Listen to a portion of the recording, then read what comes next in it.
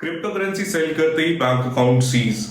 India में बहुत सारे ऐसे केसेस देखे जा रहे हैं जहां पे आपकी क्रिप्टो करेंसी को सेल करते ही बैंक अकाउंट में डालते हो आपके बैंक अकाउंट हो जाते हैं सीज। आज डिस्कस करेंगे इसी के बारे में। Let's proceed. इंडिया में बहुत सारे प्लेटफॉर्म्स ऐसे हैं जो P2P या पीयर टू पीयर की सर्विस प्रोवाइड कर रहे हैं। P2P प्लेटफॉर्म्स एक्चुअल में करते क्या है? किसी भी क्रिप्टो करेंसी को ट्रेड करने के लिए आपको बेसिकली यूएसडीटी क्रिप्टो करेंसी चाहिए होती है, जो कि एक स्टेबल कॉइन माना जाता है। दूसरी चीज आती है कि आपको यूएसडीटी कैसे परचेज करना है। यूएसडीटी परचेज करने के लिए बहुत सारे इंडियन एक्सचेंजेस P2P या पीयर टू पीयर प्लेटफॉर्म का यूज करते हैं। पीयर टू पीयर प्लेटफॉर्म्स में एक यूएसडीटी सेलर होता है और एक यूएसडीटी बायर होता है। अगर आपको कोई और क्रिप्टो करेंसी में ट्रेड करना है तो आपको पहले यूएसडीटी चाहिए, तो आप होगा यूएसडीटी बायर, एंड जो बंदा यूएसडीटी सेल कर रहा है वो होगा यूएसडीटी सेलर। यूएसडीटी एक ऐसी क्रिप्टो करेंसी है जिसकी पेयरिंग हर दूसरी क्रिप्टो करेंसी के साथ होती है।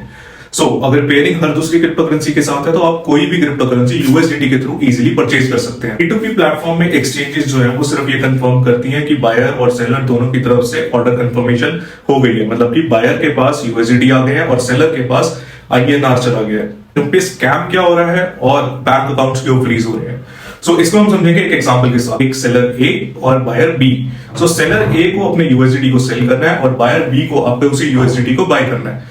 सेलर ए और बायर बी का इन दोनों का ऑर्डर मैच कराएगी एक्सचेंज। अब बायर बी को अपने बैंक अकाउंट से सेलर ए के बैंक अकाउंट में कुछ पैसे ट्रांसफर करने पड़ेंगे, जितने का भी वो यूएसडीटी परचेज करना चाहता है। जैसे ही बैंक अकाउंट ट्रांसफर कंप्लीट होगा उसके बाद आपका बैंक अकाउंट होगा सीज। बायर ऑफ यूएसडीटी जिसने आपके अकाउंट में आपको पैसे ट्रांसफर करे, उसने अपने अकाउंट में पैसे कहीं और फ्रॉड के थ्रू लिए थे या किसी इनलीगल तरीके से लिए थे। उसने पैसे किसी इनलीगल तरीके से लिए और उसने वो आपको किसी भी वे में आगे ट्रांसफर करे। भले ही आपको उसके बारे में कुछ इन्फॉर्मेशन नहीं है, कुछ नहीं पता, बट उसका पैसा आपके अकाउंट में आया तो गवर्नमेंट जो है, जो पुलिस है, वो इसी चेन को ट्रैक करेगी और उस पूरी की पूरी चेन में जितने भी बैंक अकाउंट्स आएंगे उसको ब्लॉक करेगी।